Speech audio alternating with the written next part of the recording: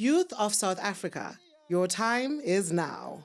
You are not just the future, you are the force that can change this country right now. You are the millions sitting in classrooms with no teachers.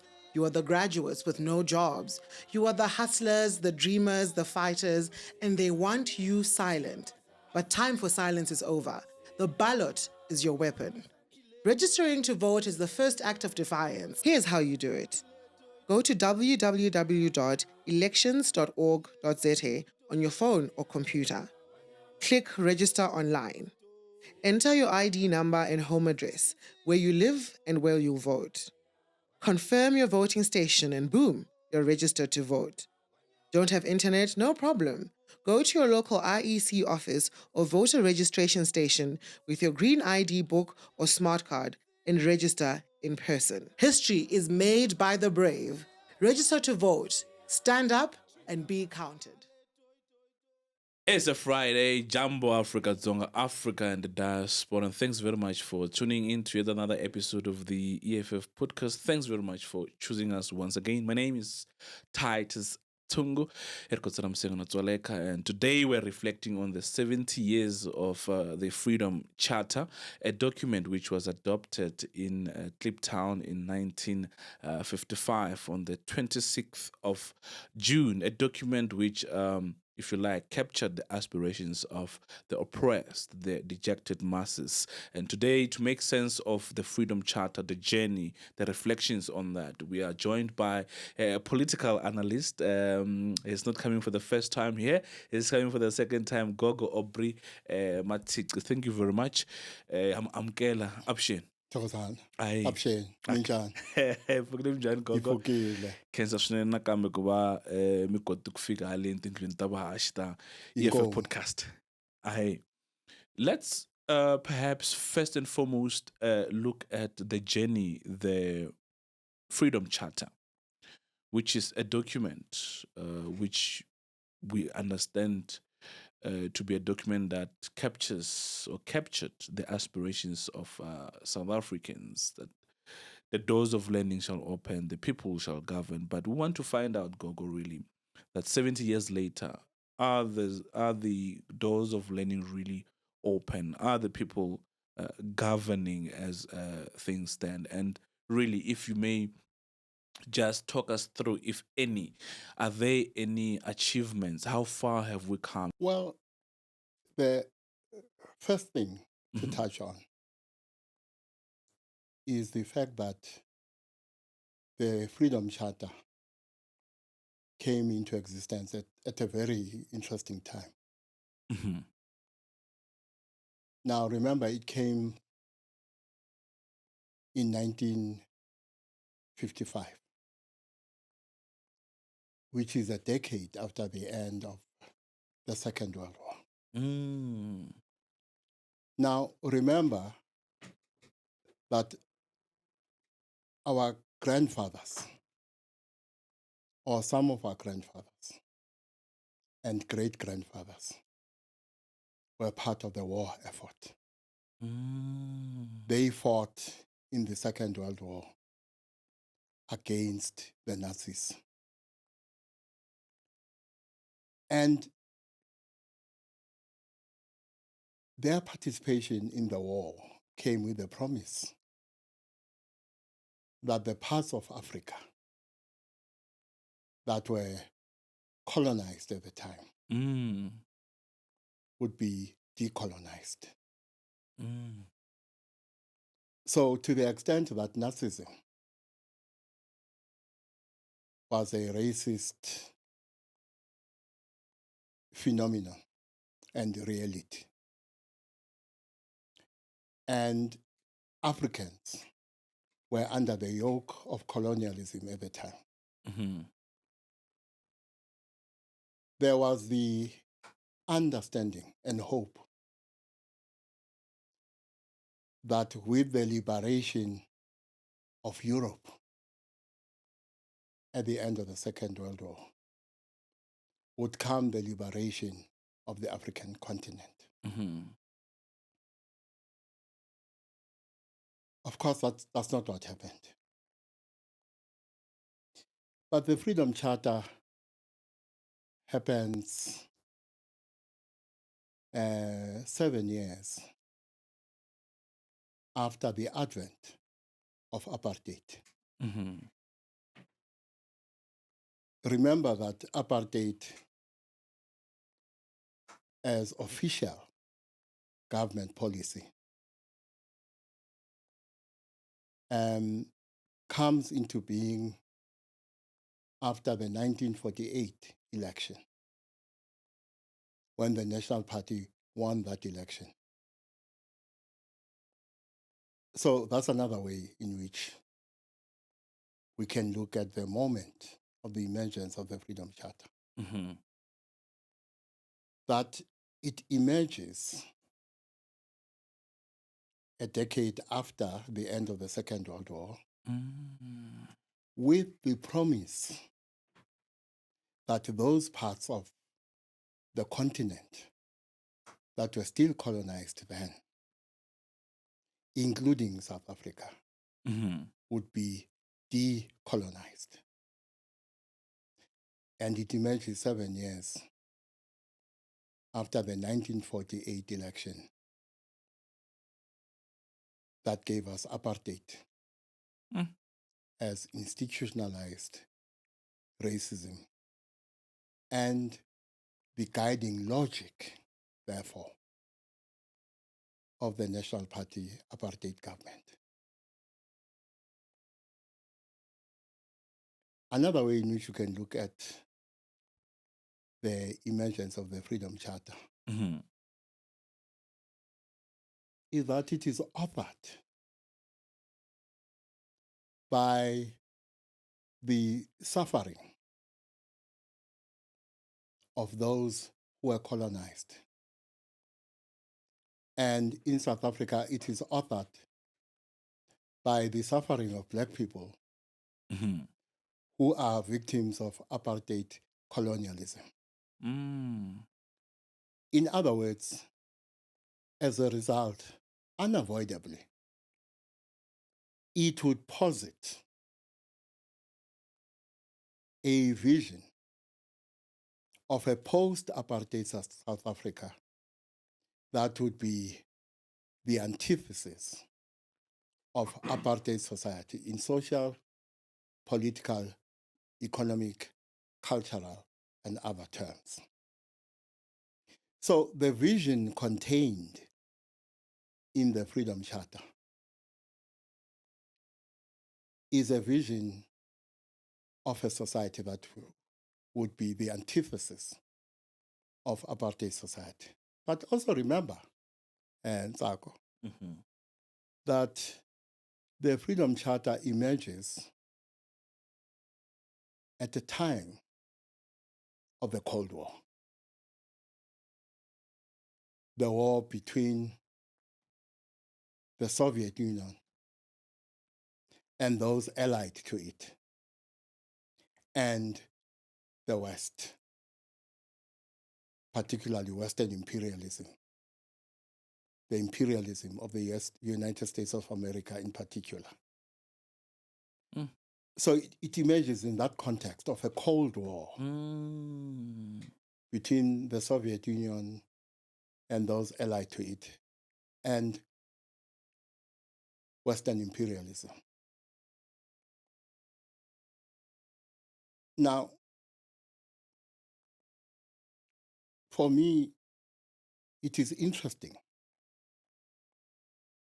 that the authors of the Freedom Charter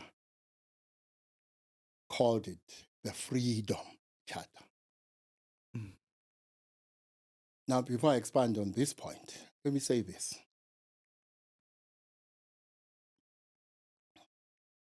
It emerges 3 years after the onset of the Defiance campaign. in 1952. Mm-hmm. The Defiance Campaign was a critical moment in the evolution of our struggle, particularly in the evolution of the ANC as part of the liberation movement. And I say as part of the liberation movement because people tend to make the mistake of thinking the liberation movement is a particular and single organization. Whereas the liberation movement is a term that encompasses different formations that were part of the struggle against apartheid colonialism. Mm-hmm. So the ANC was but one part of that liberation movement. The PAC was another, the Black Consciousness Movement was another, and there were others, but all of them together were the liberation movement. Mm. If we limit ourselves to the ANC, the 1949 conference of the ANC is a very pivotal moment in the history of both the ANC and the struggle. Mm. Of In- defiance against apartheid. Yeah. In the sense that Mm-hmm. with the formation of the ANC Youth League Mm-hmm. comes something very important. The young Turks in the ANC, Lembede, Tambo, Sisulu, Mandela, Mm-hmm. Mandela, and so on, look at how the ANC has been prosecuting the struggle. And they come to the conclusion that the manner in which the ANC must prosecute the struggle needs to be radicalized, which also meant there was a need to radicalize the content of what was then the extant theory of revolution. The young Turks, the young people, and in the main, of course, young men,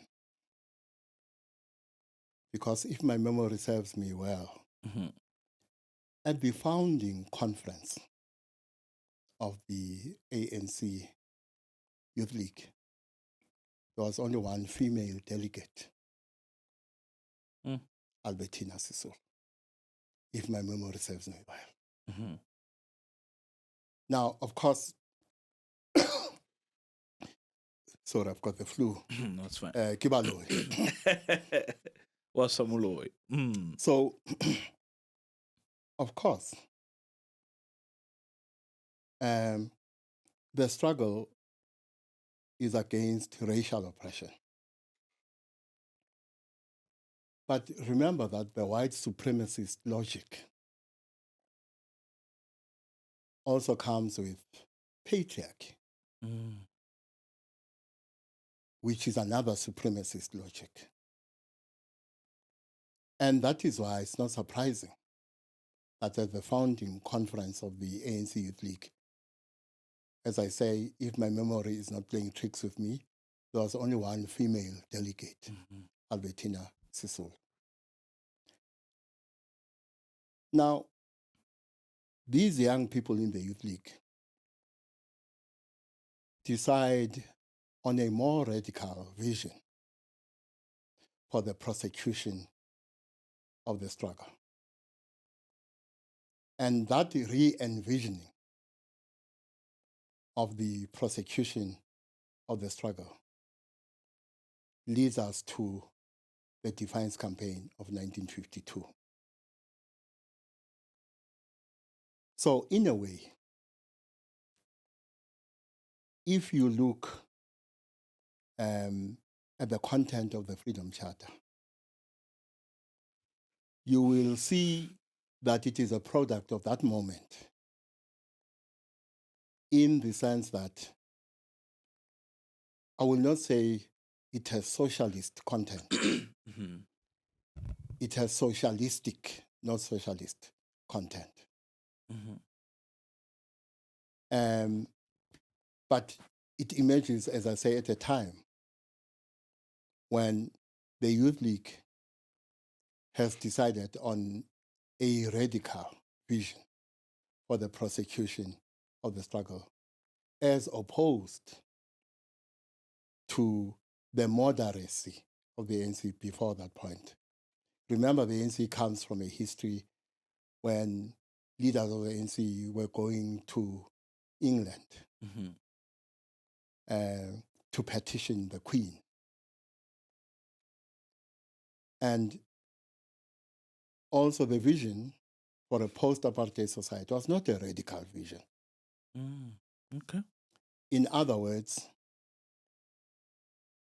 the understanding of that old generation of ANC leaders was that change in South Africa would happen within that colonial paradigm.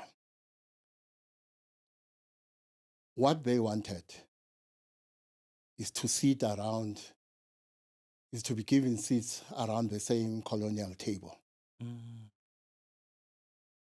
They did not seek to remove the table and replace it with different furniture, so to speak.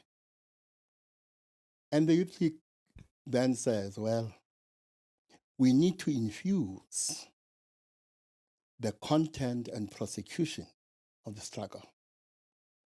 And therefore, the ANC itself, with a much more radical vision. And that radical vision would speak to the methods of struggle, would speak to matters of strategy, would speak to matters of tactics. Now, if you fast forward a bit, the Defiance campaign delivers the anti-pass campaign. I will not go into tensions between the ANC and the PAC about the anti-pass campaign. Another thing that is important here is that within the ANC at the time, there has been,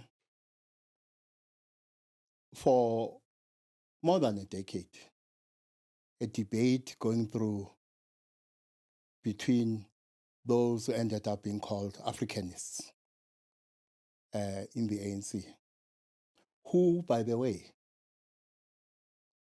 were against the logic of non-racialism, including the idea of working with non-African outside forces such as the Soviet Union. And that is why, for instance, when you come to tensions around the idea of non-racialism, you had a major tension around the idea that South Africa belongs to all who live in it. Those who ended up being regarded as the Africanists in the ANC were of the view that Africa belongs to Africans. Now, before I proceed, my own understanding is that Robert Sobukwe was the author, or was one of the authors, of the program of action of the ANC that was adopted at the 1949 conference of the ANC, which announced the arrival of a more radical way of prosecuting the struggle against apartheid colonialism. Even that, of course, is contested. And unfortunately, Robert Sobukwe effectively has been erected from our history. you will not find footage of him speaking. You will struggle to find anything that he wrote. Why? My own view is that the oppressor decided that to the extent that the professor could tolerate resistance to apartheid colonialism, the version of resistance to apartheid colonialism that was posited by Robert Sobukwe was too radical and therefore intolerable. Now, of course,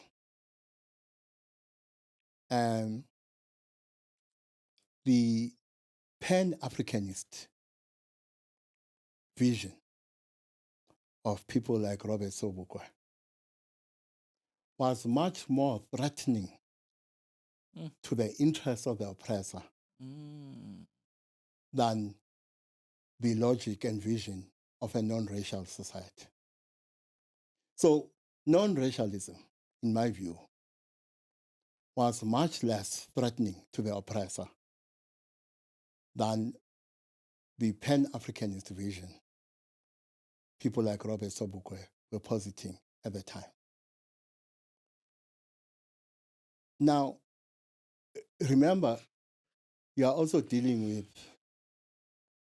the issue of consciousness.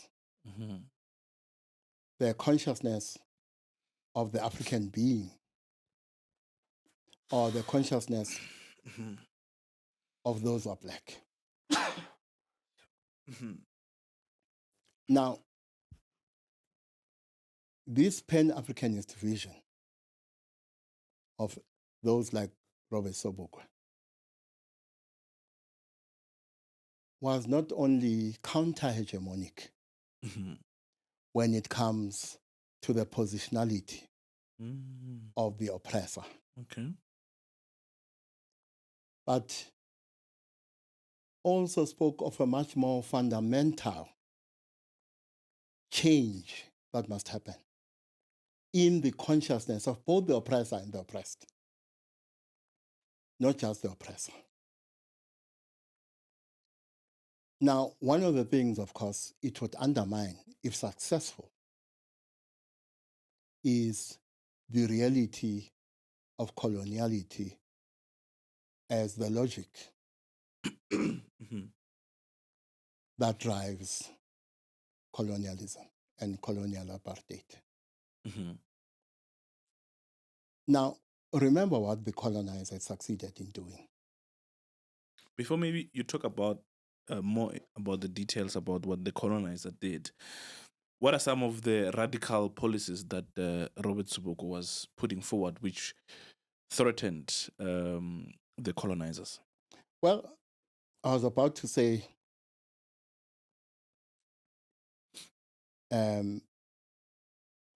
look at what the logic of coloniality says and what it produced. There is a direct link between that logic of coloniality, colonialism, and what became apartheid colonialism in South Africa. Now, remember what this logic says. This logic of coloniality says those who are not European and white are ontologically inferior. They are not human.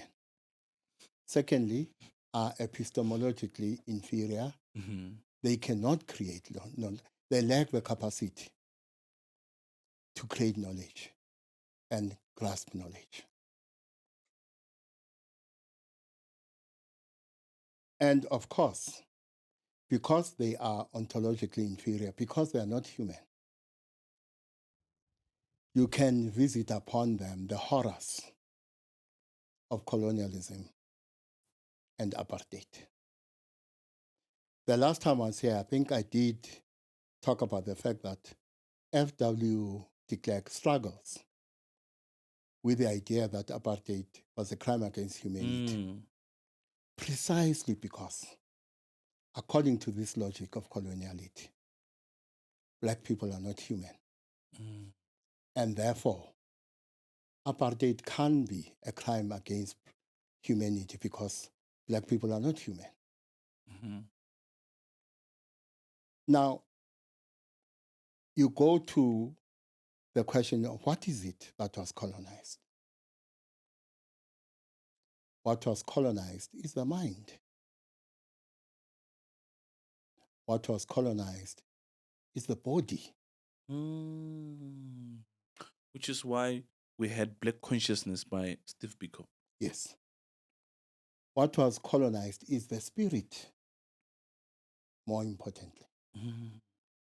Therefore, to decolonize is to decolonize that which was colonized, the mind, the body, and the spirit. And the spirit.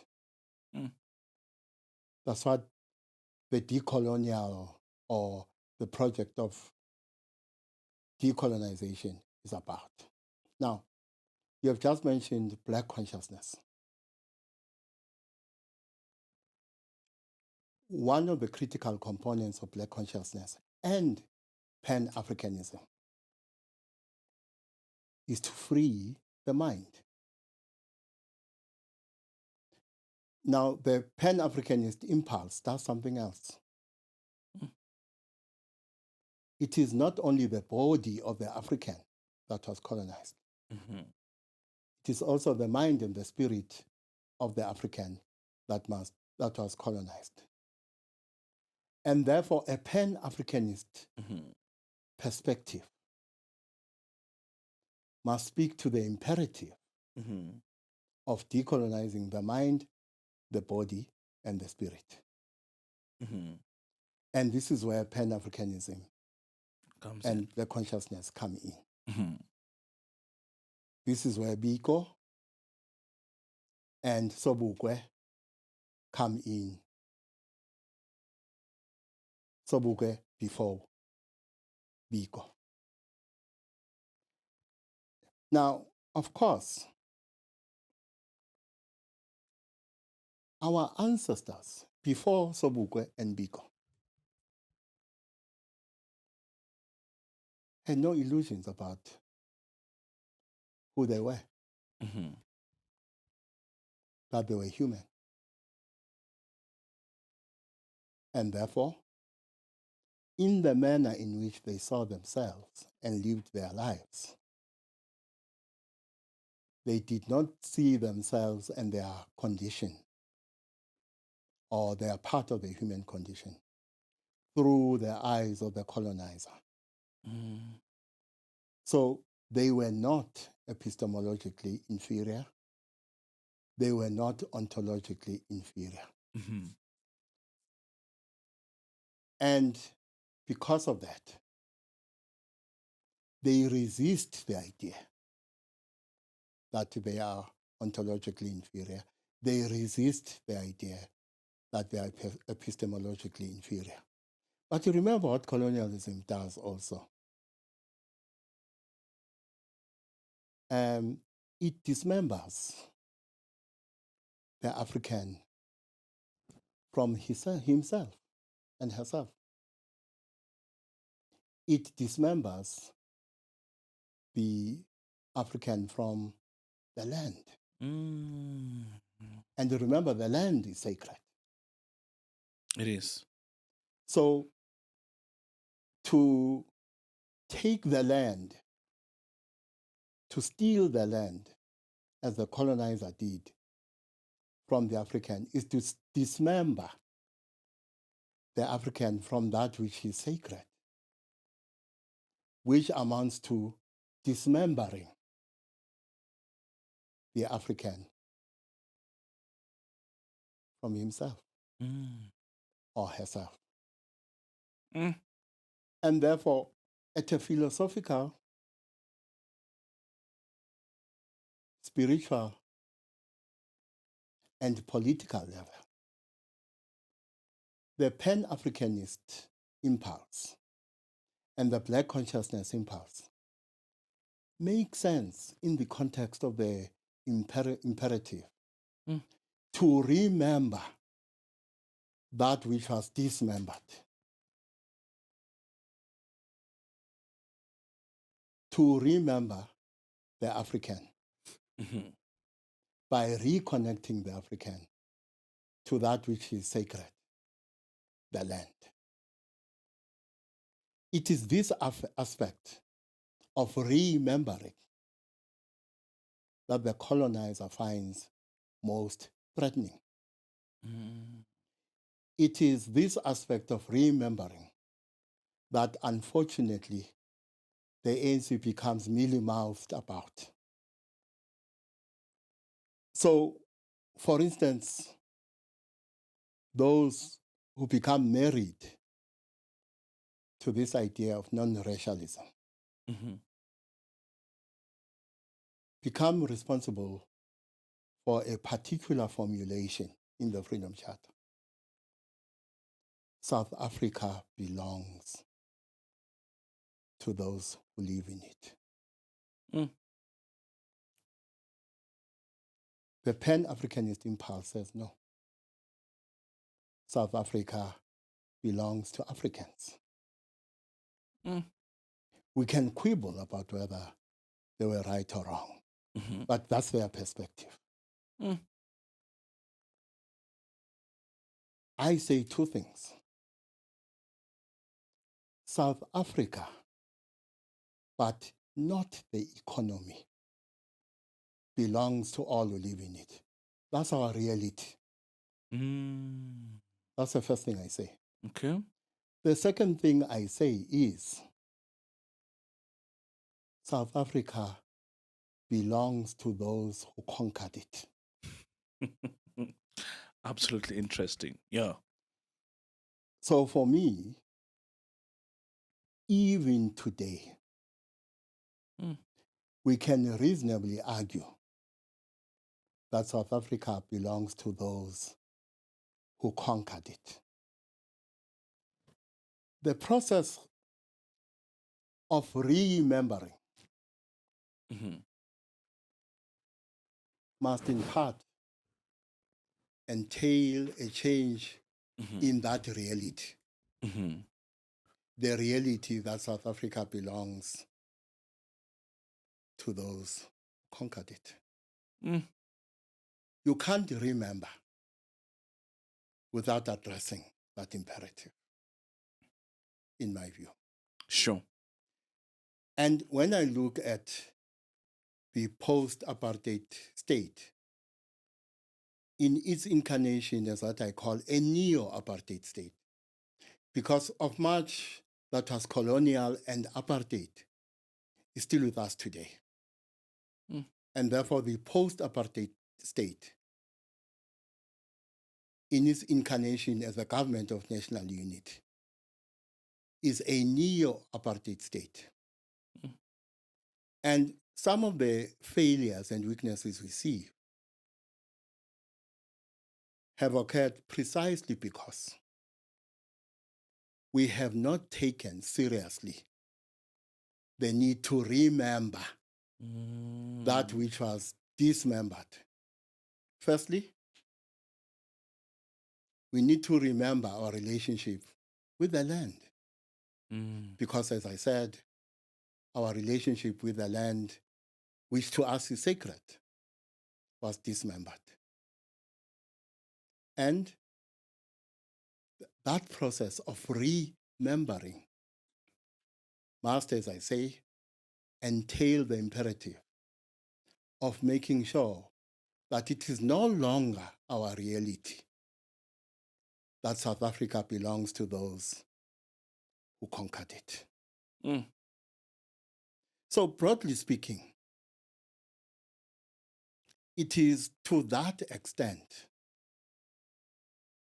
that the manner in which the Freedom Charter has been understood, particularly by the ANC, or what we call the charterists, it is to the extent that the charterists, firstly, try to impose the Freedom Charter, and secondly, tried to impose a vision of South Africa after apartheid, which lacks radical content. It is to that extent that a lot of what is contained in terms of the promise of a post-apartheid state that should become the antithesis of apartheid society has not materialized.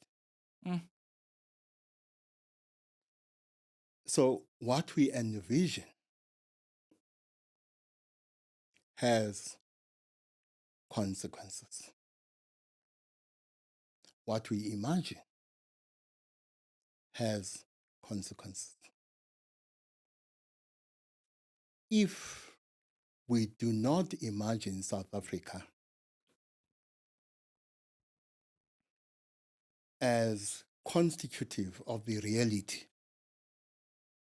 that South Africa belongs to those who conquered it, that has political, social, and economic implications.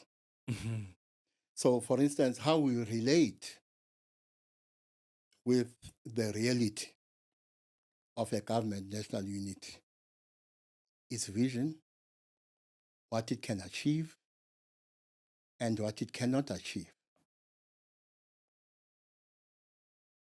To the extent that we talk about what it can achieve is limited by this reality that South Africa belongs to those who conquered it. But worse, is limited by our refusal or us denying that reality. The denial of the reality that South Africa belonged to those who conquered it limits what is possible when it comes to the project of imposing a society, a reality that is the antithesis of apartheid society when it comes to class relations, race relations, cultural, gender, and other relations. Yeah. And 70 years is such a long time. A lot of those who fought for the freedom are no more. And many are fast approaching retirement. And generations after generations, in fact, we haven't seen the ideals coming into fruition. Perhaps the reasons that you have outlined, could they be the basis for the failures of the implementation of the Freedom Charter's objectives, particularly looking at the government of the day? Why is the government of the day not, or rather, why are the objectives of the Freedom Charter not forming part of the government's program today? I mean, the Freedom Charter outlined that the land should be shared among those who work it, the wealth of the country should be shared amongst the people shall govern. And also in the preamble, it stipulates that South Africa belongs to all who live in it, black and white.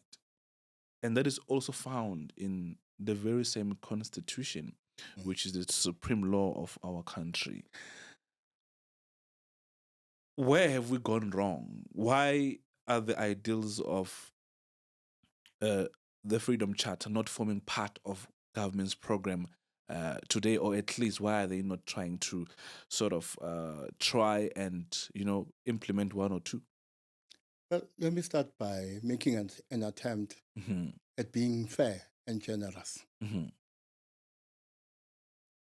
The struggle was not always prosecuted in conditions of our own choosing. And that imposed certain limitations. For instance, to the extent that we had an armed struggle, we did not choose the conditions under which the armed struggle had to be suspended. Geopolitical and other factors imposed on our terrain of struggle a context in which we are compelled to suspend the armed struggle. As part of the process of de-escalation in regional conflicts in parts of the world, such as Southern Africa, we did not choose the collapse of the Soviet Union in the late 80s, early 90s. So, in a way, some decisions had to be made by the liberation movement in conditions that were not of the choosing of the liberation movement. In other words, some of the choices were not made in circumstances that were ideal. What I can add to that is also the fact that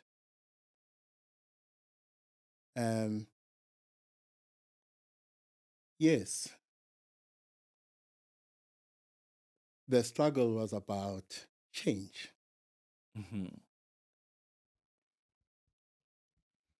But what gets imposed on our context is another reality.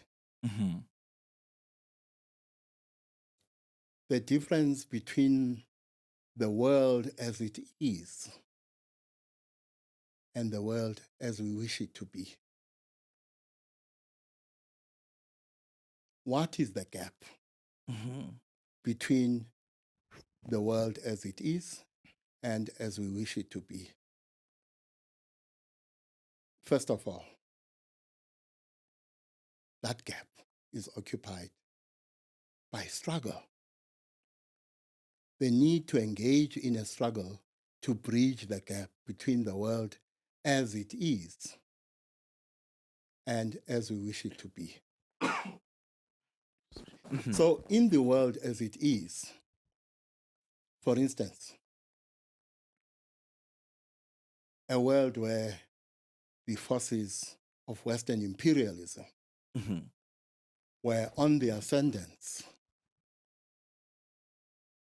and the anti-imperialist forces were in a state of decline, we were always going to be affected. And that was always going to impact negatively on our capacity to make choices that deepen not only our vision for a post-apartheid South Africa, but our capacity to impose that vision as a reality post-apartheid. So in an attempt at being kind and generous, we must look at our failures in that way. But we can look at our failures in another way. The liberation movement, at some point, becomes an ally of coloniality.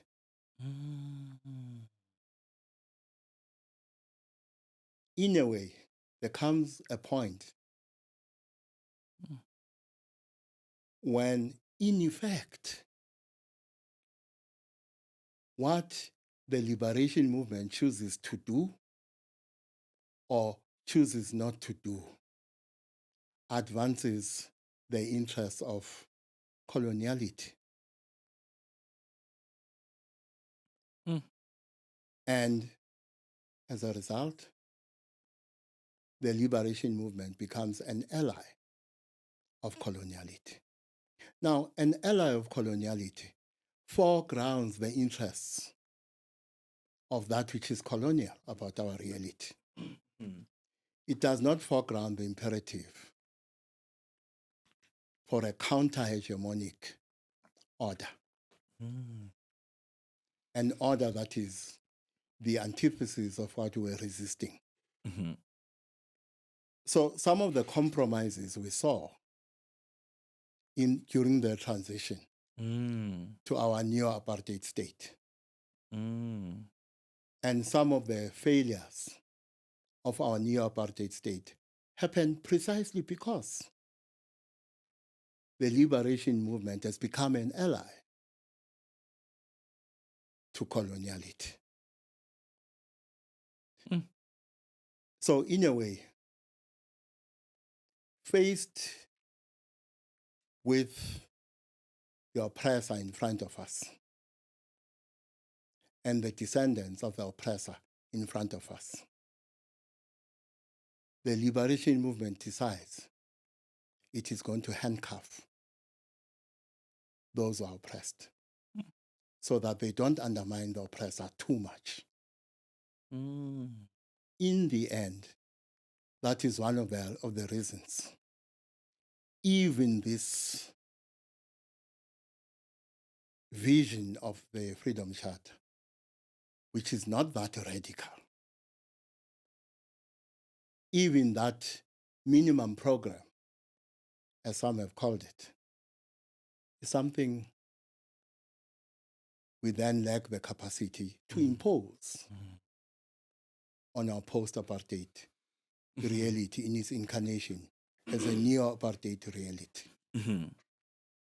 The Freedom Charter and the United Nations Charter are just a decade apart from each other. The UN Charter was founded in 1945 on the 26th of June, and some of its ideals included international peace and security and stability.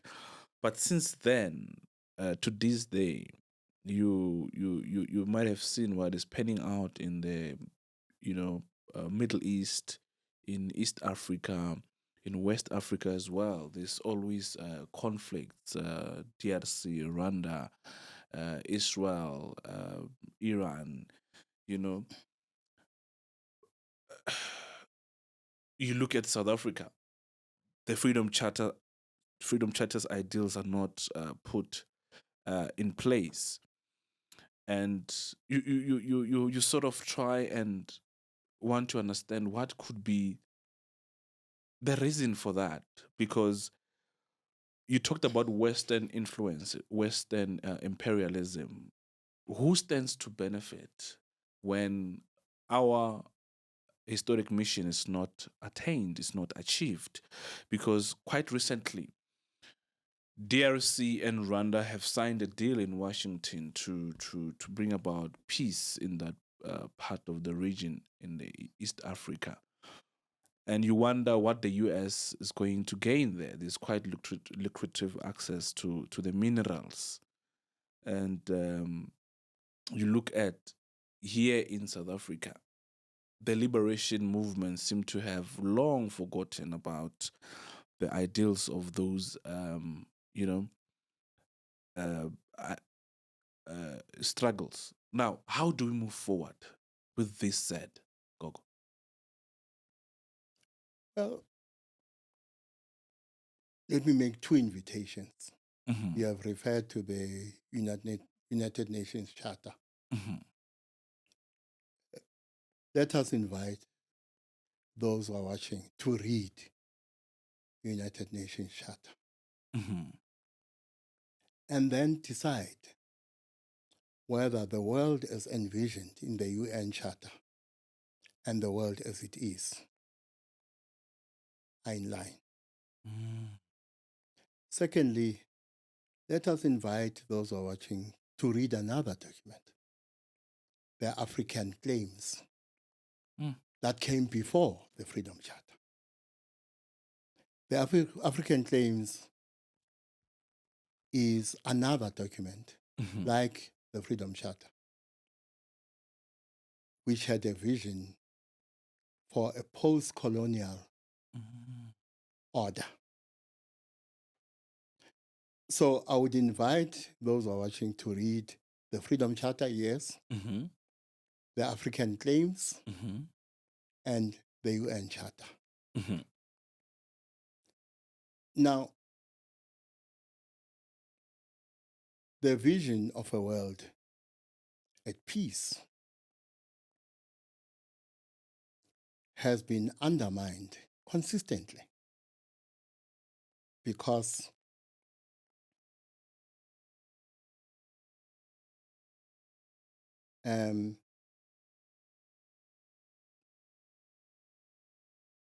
the geopolitical terrain is not a moral terrain. The geopolitical terrain is both an immoral and amoral terrain. If you look at the UN Security Council and you look at the P5, the permanent members of the UN Security Council, a UN Security Council that is charged with creating conditions for global peace and the prevention of that which undermines peace at a global level. Look at the P5. What do they represent? Collectively and separately. When we look at the UN Security Council, in terms of the moral high ground, the UN Security Council is a vacant plot. It is a mirror of the broader geopolitical reality, a reality that in content is both immoral and amoral.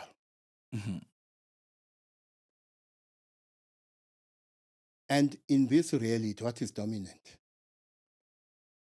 The logic of survival of the fittest.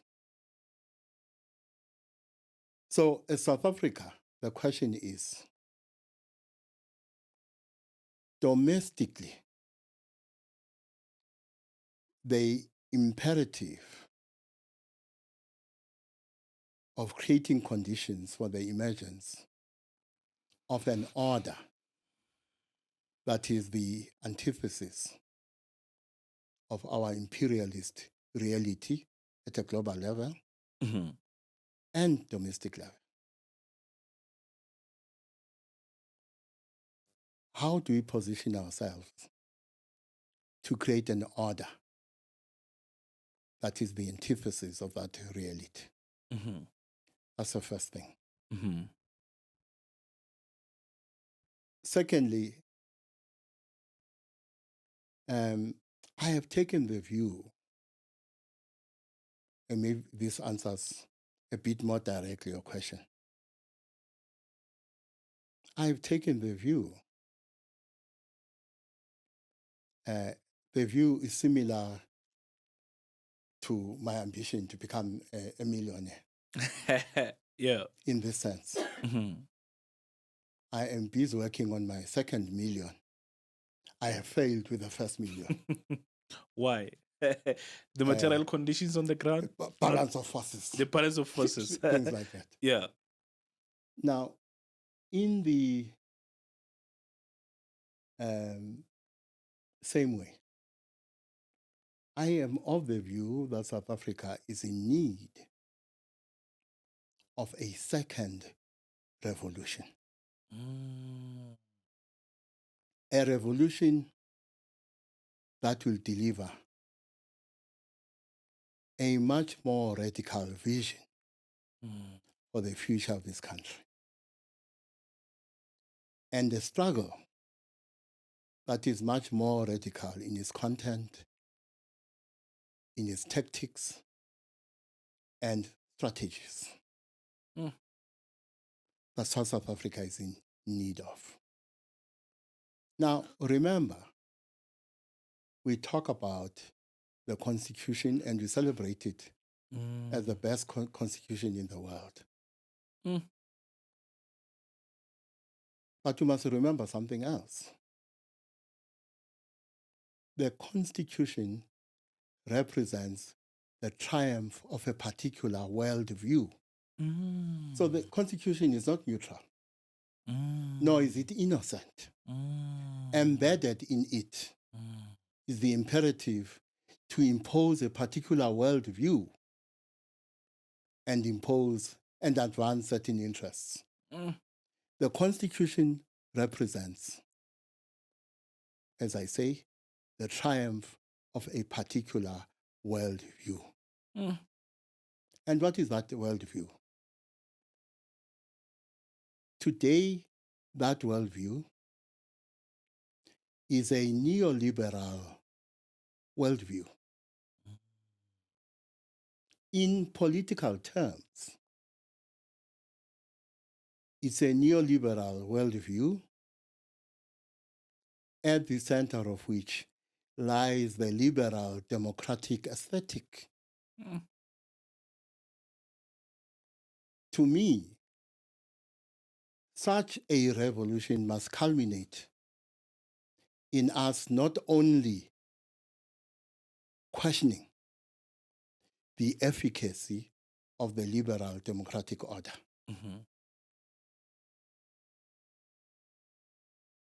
it is a revolution that must culminate in us positing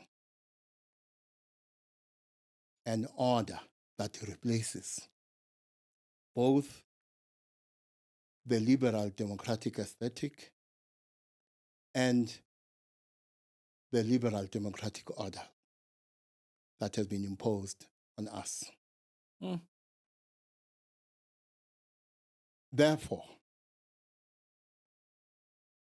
the national dialogue is an opportunity. Now, you can't have a single event and think in that single event or 9 or 10 events, you can have a proper dialogue. So what we call the national dialogue today must be the beginning of a national dialogue, the beginning of the revolution. And maybe one of the things that national dialogue must do must be to culminate in the emergence of a vision that is much more radical than what we have had so far, including the vision contained in the Freedom Charter. And the national dialogue, as I say, this national dialogue, I think it's on the 15th of August, must be the beginning of a national dialogue. That event cannot be the national dialogue itself. The national dialogue must be an ongoing process. And let me put that in this way and say two things. There was a time when I was still in the ANC as a member. In Gauteng specifically, we decided to have a conversation about hegemony. And therefore, a conversation about that conversation, of course, would be had in seminars and so on, workshops. There would be writing. But it would happen within the ANC as a political space. Now, of course, our conception of hegemony was very narrow. we're talking about the hegemony of the ANC. My own view of the ANC's hegemonic project then was this: that the vision of the ANC must become so hegemonic in society that even after the ANC is kicked out, those who take over from the ANC, the opponents of the ANC, regard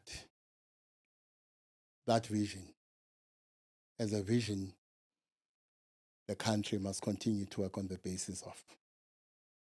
Of course, that did not happen. Both the ANC and therefore what could have become a hegemonic vision,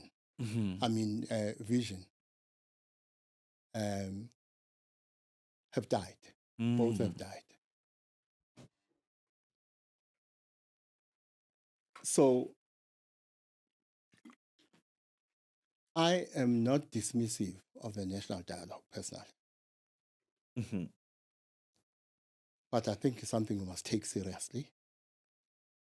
And this event on the 15th of August must be the beginning of such a national dialogue.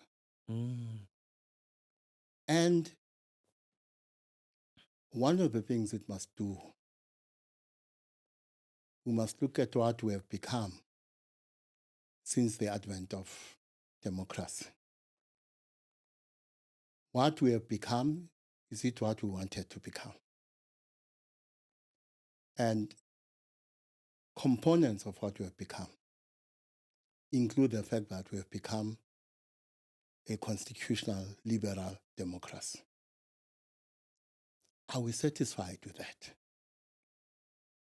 Are we satisfied with being a constitutional liberal democratic order? Or should we reach for something much higher, more radical, and deeper? If our answer is yes, I will remind you of something I think I said to you last time. Sure. I think I said to you last time, politics is the art of the possible. True. That is not enough. What is more important is revolution. And what is revolution?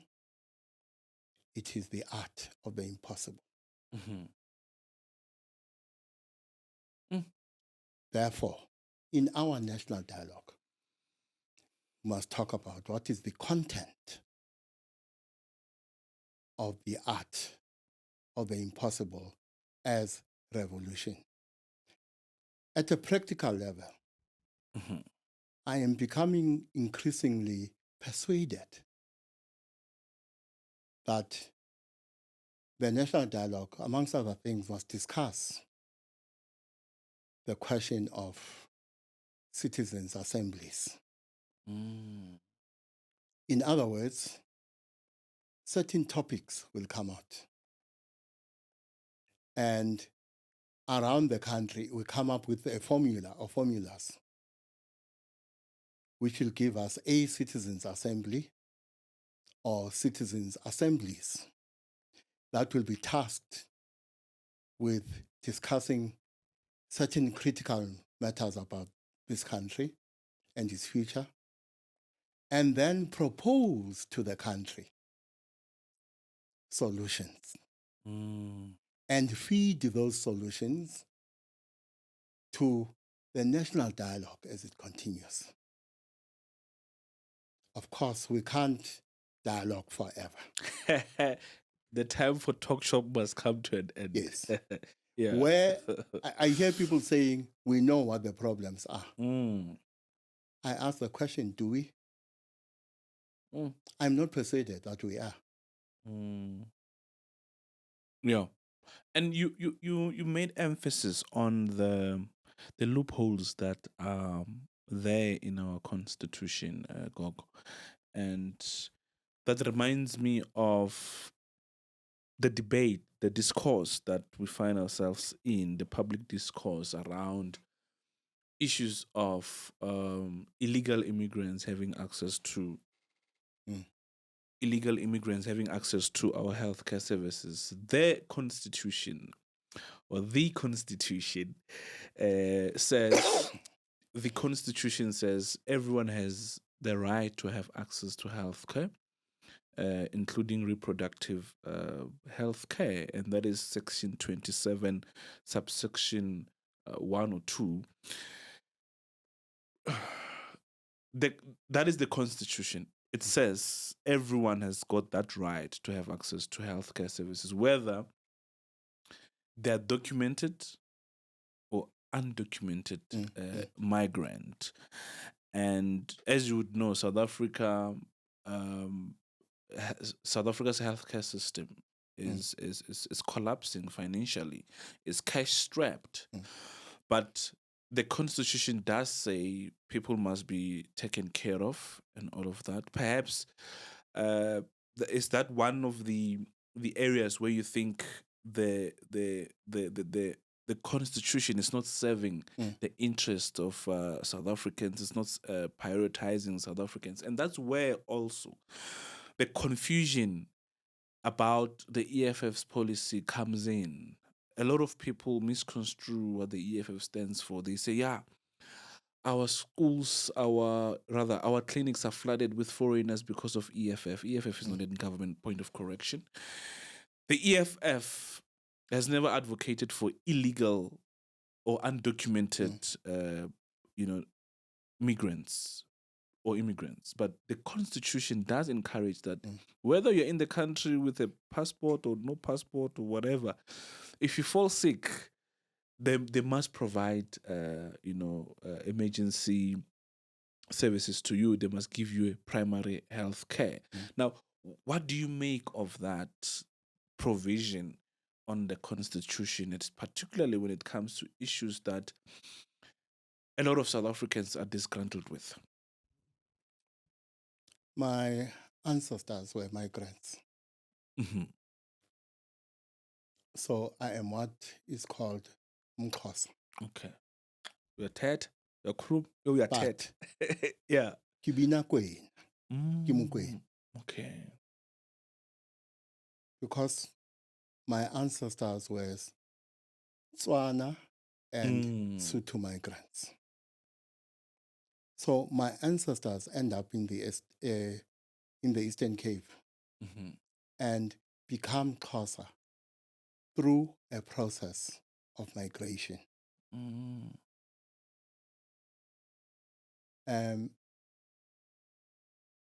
their process of migration,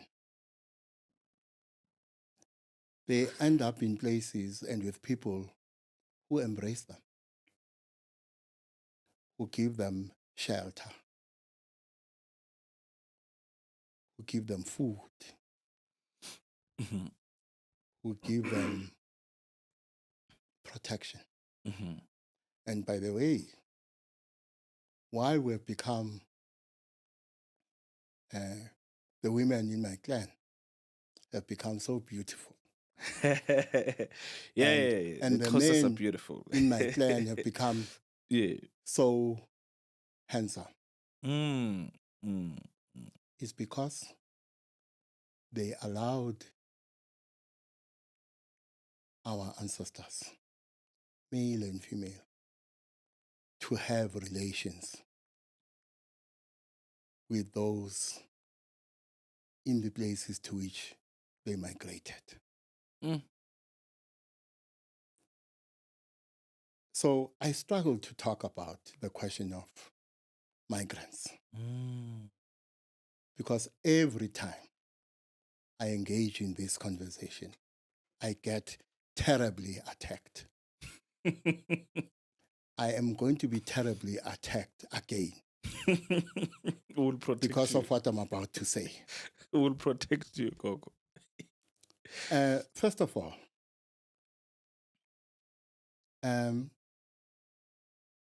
migrants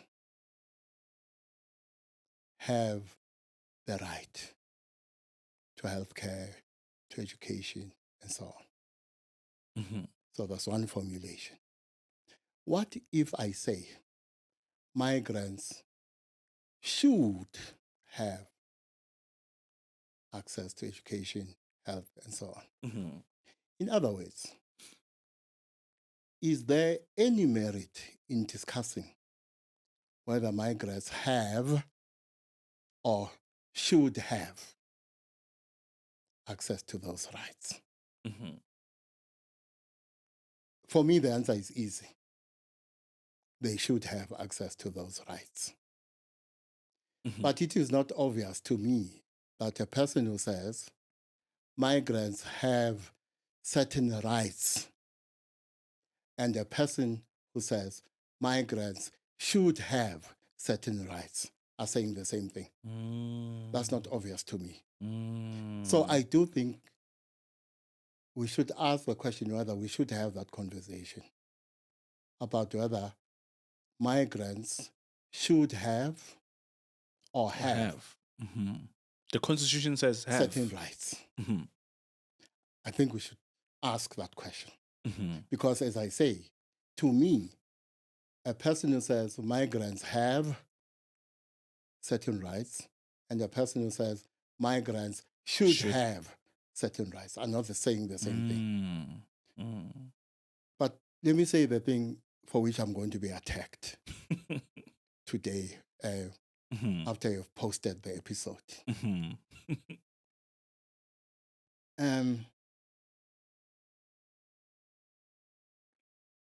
We, first of all, must remember this. We are part of the whole, and the whole is part of us. And this is what I mean. Let's take consciousness in general, then I'll come to Black consciousness. Let's take just human consciousness. For me, human consciousness must be seen as an ocean. My consciousness is one drop in that ocean of consciousness.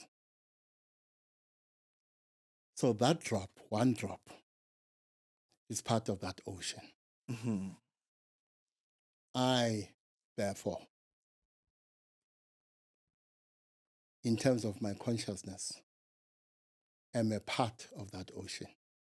Now, when you look at it, think of the ocean and think of the drops of the ocean. Don't they look the same? Are they not the same? They are. Don't they feel the same? They do. And therefore, are they not the same? They are. Think of you and me.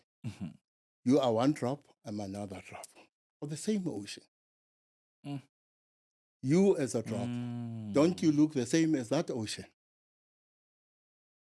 Don't I look the same as that ocean? More importantly, I as a drop, don't I look the same as you? Both of us are a part of that ocean. And that ocean is a part of both of us. In other words, if you think of human consciousness, we all come from the same ocean of consciousness. The problem is this. It is separation. And the separation is caused by attachment. You say your name is Ntsako,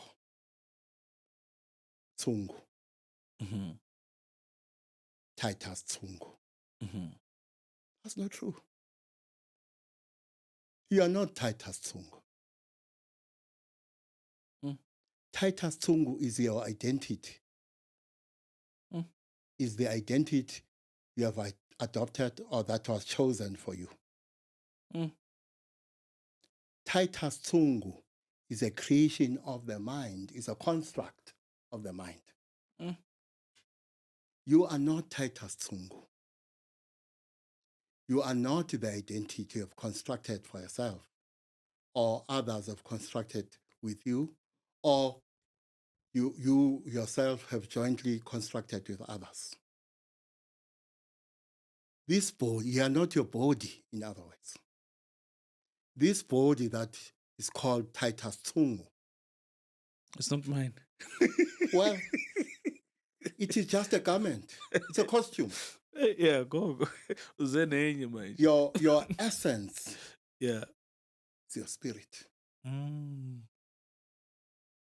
that consciousness. Mm-hmm. You then are going to tell me you are Tsonga. There is no one who's in Tsonga in the world. No one.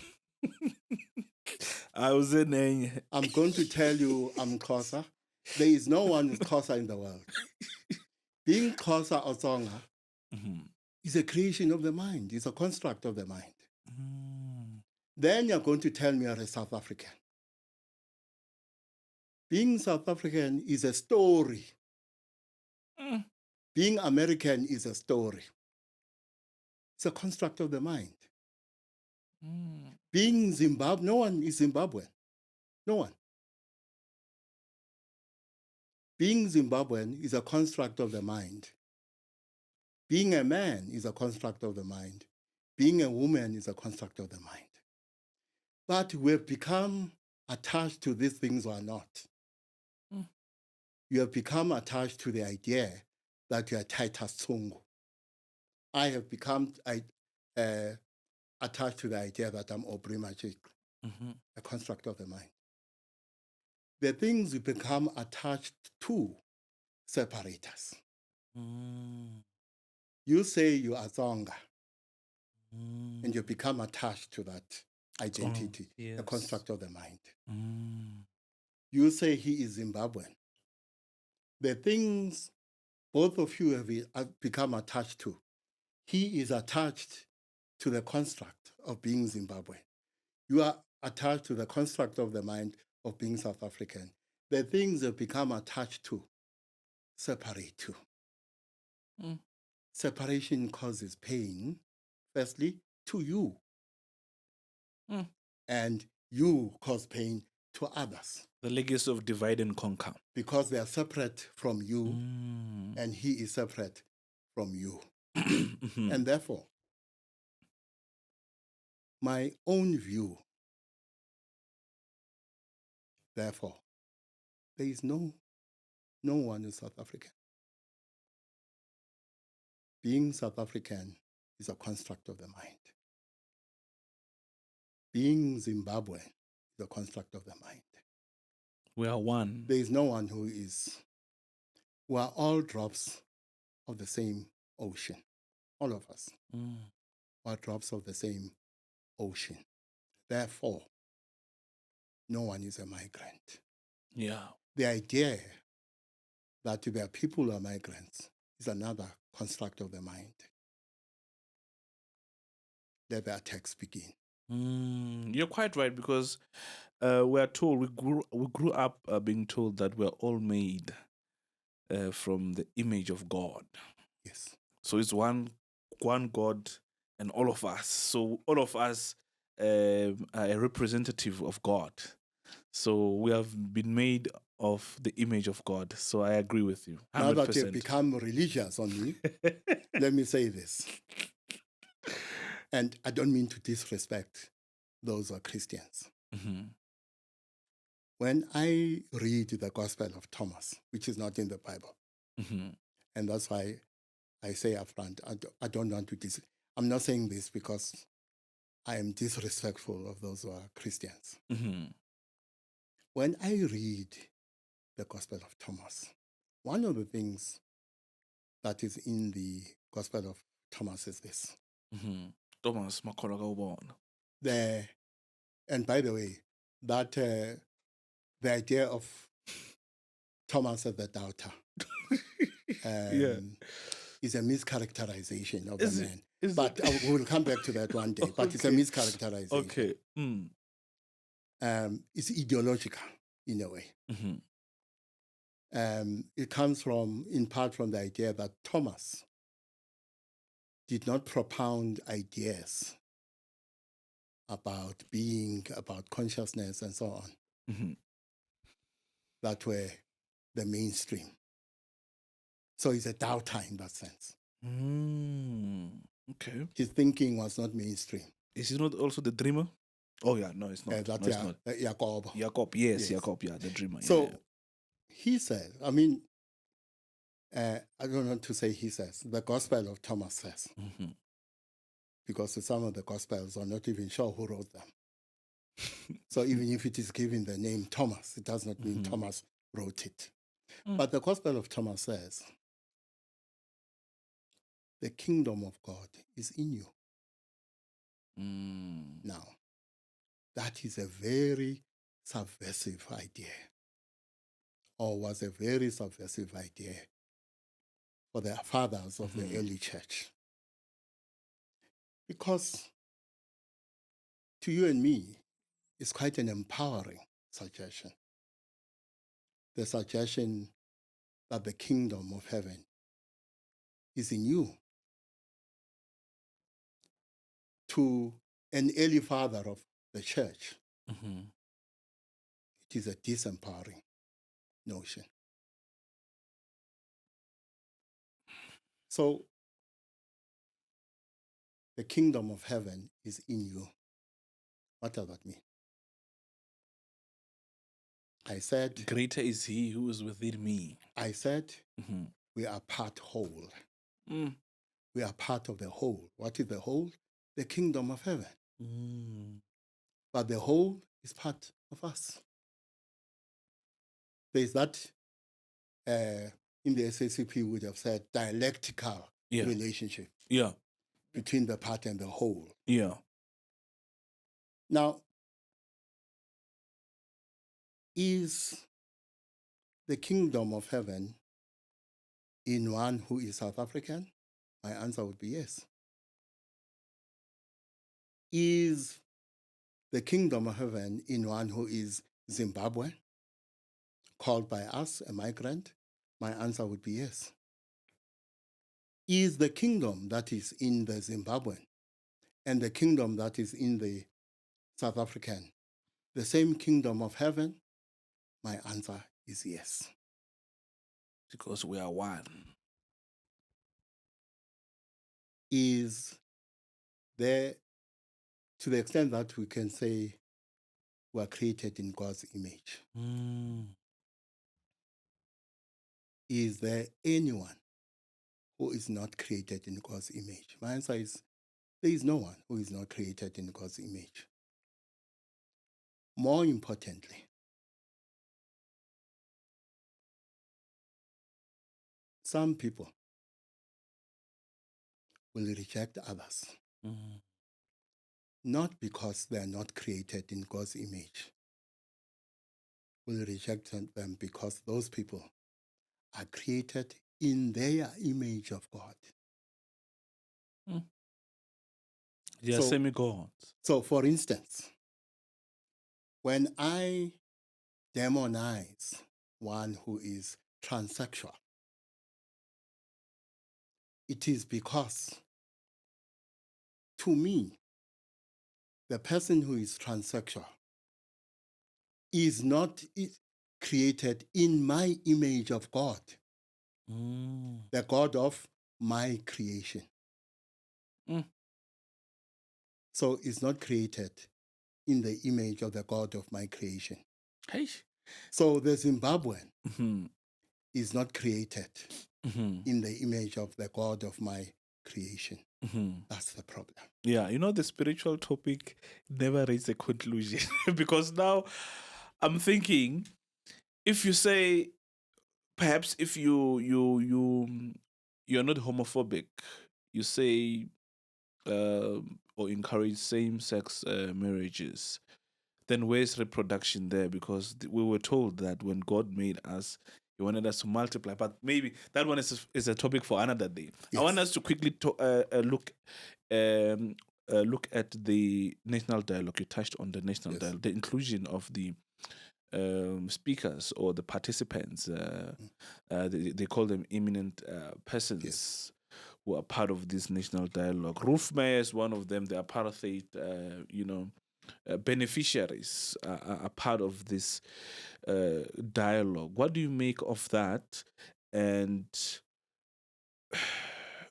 what impact will they make? Are they not going to put us on a reverse gear? Well,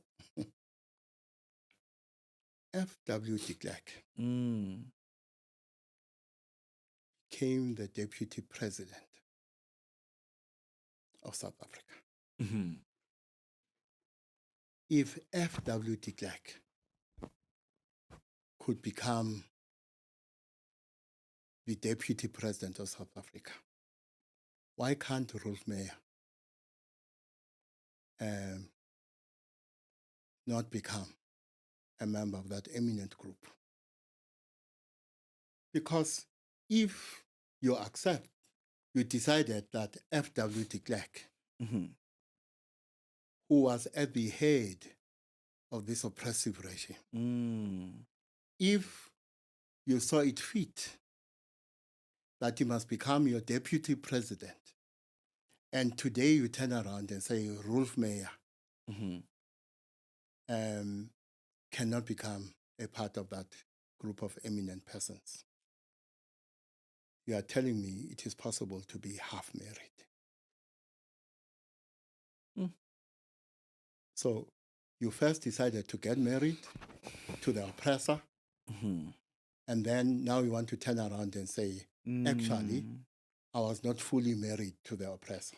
I was half married to the oppressor. You want to remarry. Therefore, Rolf Meyer must understand he cannot be part of this eminent group because I've changed my mind. So for me, the idea that Rolf Meyer cannot become part of this eminent group when we have already embraced the idea that our oppressors can become part of our government is untenable. That train left the station long ago. Evident by the GNU. And yes. The DA is there. EFF plus, Freedom Front Plus is there. So yeah, agreed. Yes. Of course, the DA will say we're not oppressors and so on and so on. They will forget that their ancestors used to argue that one man, one vote should not happen. We should have the qualified franchise. So this is a party of the qualified franchise. And they think we're all stupid. They think we forget easily. We know our history. We know they just switched their name from the National Party to being the DA. But I want us to also... Well, okay. I think on that one, and again, I don't mean to be disrespectful. I have heard people saying, actually, the DA is the National Party by another name. I don't think the matter is that simple. I think we should take the matter more seriously and analyze it more seriously. I don't think it's that simple. For instance, personally, when I look at the DA, I look at them not as the National Party by another name, but I do look at them as a party that is governed by a paternalistic, colonialist, patriarchal mindset. And for instance, if you look at what John Steenhuisen says in response to the firing of the deputy minister, for me, when I listen to the DA, more often than not, my issue is not what they say. My issue is their paternalistic, colonialist, patriarchal, settler mindset. That is the tone that comes to the fore. So I do think that when you critique the DA, you must do it seriously. Yeah. to say the DA is the National Party by another name, for me, is an oversimplification. But that's just me. It's much deeper than that. Yeah, I think we need to do a much deeper analysis about the positionality of the DA.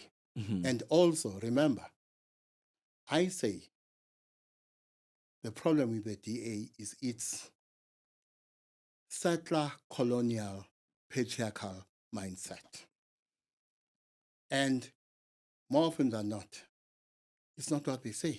Their tone betrays them. It is a tone that is adopted not only by white members of the DA, but if you listen to some of the black members of the DA in parliament, they speak with the same settler, colonialist, patriarchal mindset.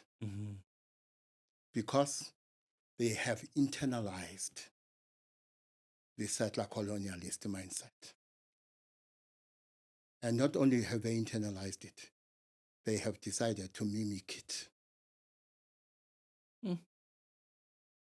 Because quite terrible. One of the things we do very well, some of us who are black, is to mimic whiteness. And the GNU marks 1 year since it was formed, post the 2024 polls, of course. And what reflections do you make on the GNU? We have had a lot of inconsistencies. The DA, they don't mean what they say. They would threaten to leave the GNU. They say if you sign the Bella Act or the Bella Bill into an act, we're going to walk out from the GNU, the NHI. They say the same thing. Fast forward, the removal of their deputy minister, they said we're giving Ramaphosa 48-hour ultimatum. Failure to do so, he should also fire corrupt ANC ministers. What are some of the key reflections really on the GNU? We've seen unemployment skyrocketing, crime, poverty, inequality, being exacerbated. But what are some of your key takeaways from the 1 year of GNU? I have said, to the extent that the ANC and the DA are the core of the GNU, I'll put it in Xhosa. The DA and the ANC, particularly when it comes to economic policy, but with regard to other things too,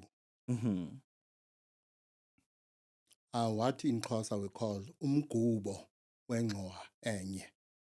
So if you go to Pick and Pay and buy a sack of iwisa, meal, all the grains of that meal look the same. Or, as you young people, the DA and the ANC, same WhatsApp group. Gumgubo wengxowa enye. Oh, yeah. Two sides of the same coin, in my view. But there's something I find interesting about the GNU. I may be wrong. But let's come back to this in 2029. Then we shall know whether I was wrong. Sure. I suspect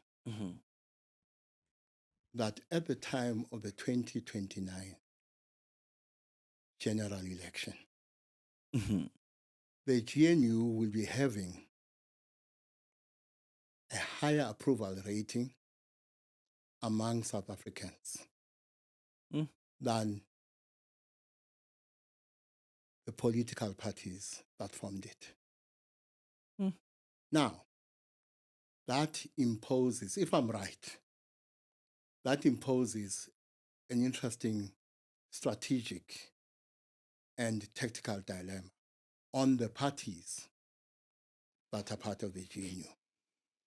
Because if the GNU ends up having a higher approval rating than the parties that formed it, it will mean the GNU at that point is more popular, has a higher approval rating than the ANC. The GNU has a higher approval rating than the DA and other parties. Or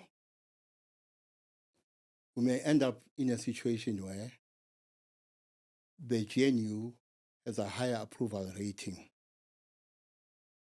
than most of the parties that formed it. Mm-hmm. That, to me, if I'm right, is going to be an interesting strategic and tactical dilemma for the different political parties that are part of the GNU. Because if the GNU ends up having a higher approval rating than the political parties that formed it, Mm-hmm. what do the different political parties do strategically and tactically to free themselves from that dilemma? Otherwise, I have argued, and it is still my argument, that the GNU is not going to be a cure when it comes to our neo-apartheid reality. It will just become another means by which that neo-apartheid reality is perpetuated. Yeah. And how do we then situate the black progressive leftist political parties? What then becomes their immediate mandate? Can they unite on a common purpose? First of all, what is progressive about these parties? And I told you the last time, my mother says I must always be a good guest. So I will not ask questions that are going to make me look like an ungracious guest. Therefore, I'm not going to ask the question, what is progressive about the MK party? What is progressive about the ATM? What is progressive about the democratic movement?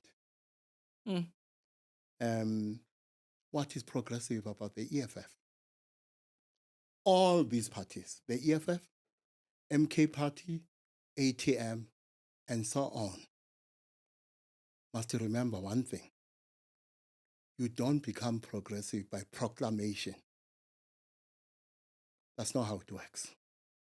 And therefore, all these parties that have proclaimed themselves to be progressive must ask the question, what is progressive about them?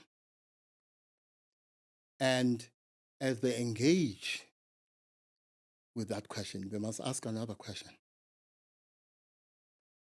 Is there such a thing as black politics? Is there such a thing as a black political party? And if the answer is yes, what is the content, or what must be the content of black politics? Now, when I was a young activist in the UDF, I read a book by Alan Boesak. And Alan Boesak in that book argues, amongst other things, that blackness is not about skin color. Blackness is a socio-economic condition. If we agree with Alan Boesak,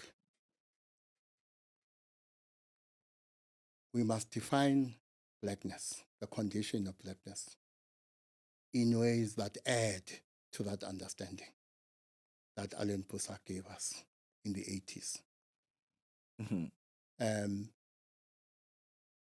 But more importantly, if we agree that there is such a thing as black politics, then we will probably agree that there is such a thing as progressive black political parties. And the question we must ask, how do these so-called progressive black political parties extricate us from blackness as a socio-economic condition? I think I was polite enough. I think my mother will be pleased. And one thing that makes the EFF progressive is that it wants land to be expropriated without compensation. It wants the banks to be nationalized and clinics to operate 24 hours. It has tabled a private members' bill in Parliament to ensure that the National Health Act is amended to ensure that clinics run on a 24-hour basis. We've proposed the amendment of Section 25 of the Constitution in Parliament to allow for land to be expropriated without compensation. So that is just the highlight of what makes the EFF more progressive. But now, well, as a good guest, okay, I'm going to resist the temptation to push back. But okay, I was just giving an answer because there's EFF there.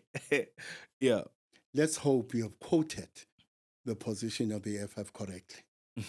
Otherwise, if it turns out you have misquoted it, I will be the first one to support a disciplinary hearing against you. Yeah. Okay.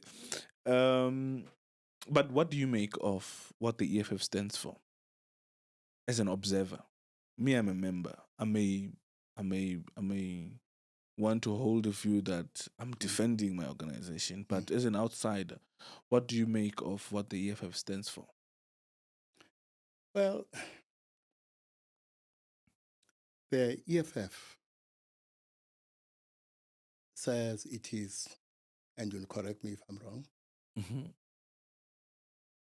a Marxist-Leninist Fanonian formation.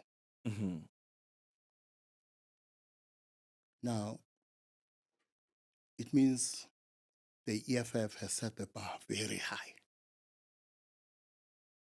To say you're a Marxist, Leninist, Fanonian formation is to set the bar very high in terms of how you prosecute the revolution, in terms of how you relate to the people and their condition. So I am not going to quibble with the idea that the EFF is a Marxist-Leninist Fanonian formation. All I will say is that you, as the EFF, because you say you are a Marxist-Leninist Fanonian formation, your task is to become what you say you are. Right now, are you what you say you are? As the Americans would say, for now, let me plead to the fifth. Let's look at the road to the 2026 local government elections. There's quite a lot of political parties that have shown interest, that are vying for power. And we've seen now the fallout between the tripartite alliance, the ANC, and the SACP. Now, the SACP is throwing its hat in the ring, saying they're going to contest independently from the ANC. And the first Deputy Secretary General of the ANC, Menovula Munkonyana, has already said, in fact, the SACP should be banned from, ANC electioneering work and all of that. Let's analyze that conundrum now, and equally looking at the unity of black political parties. It seems like there isn't unity. If anything, there's fallout, and now we have another possible formation of a smaller party or a splinter party, a Maibuye, through Maibuye consultation process. What do you make of the current developments ahead of the 2026 local government election, in as far as this fallout and the formation of political parties is concerned? Well, let's start with the tripartite alliance Mm-hmm. of the ANC, COSATU, and the SACP. Mm-hmm. Now, it has never been my view that the tripartite alliance will last forever. Mm. It has always been my view that the alliance will break under one of two conditions, or will cease to exist under one of two conditions. Firstly, the alliance will cease to exist when it has achieved its historical mission. Mm-hmm. Or, secondly, when the contradictions within the alliance become so sharp that continuing with the alliance becomes untenable. What is clear is that the alliance has not achieved, has not completed its historical mission, which leaves us to the second condition, that it will cease to exist when the contradictions within the alliance have become so sharp that it can continue. It cannot continue. That is where we are. Now, the SACP has a problem. It is not only the ANC that has become discredited in the eyes of the people. The alliance itself has become discredited because it has suffered collateral damage that arises out of the image crisis of the ANC. Mm-hmm. That means the SACP has suffered collateral damage. And therefore, by association, in the eyes of the people, both the ANC and the SACP are part of the problem. And therefore, it is highly unlikely that voters are going to see the SACP as part of the solution. So, the SACP, first of all, is not going to make much of a dent into the support base of the ANC. In fact, it may just succeed in splitting that base. But the SACP on its own, if it makes any gains in the local government elections, the gains will just be marginal.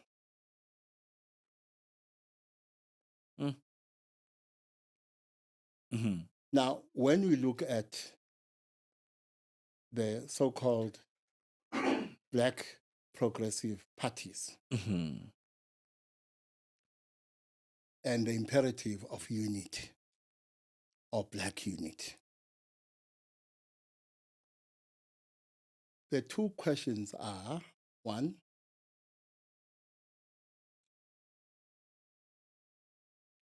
what does the unity look like? Secondly, they must unite behind what exactly? Because I must be honest, the idea that these parties are progressive, to me, is quite nebulous. And what is even more nebulous is the question of what it is they are uniting behind.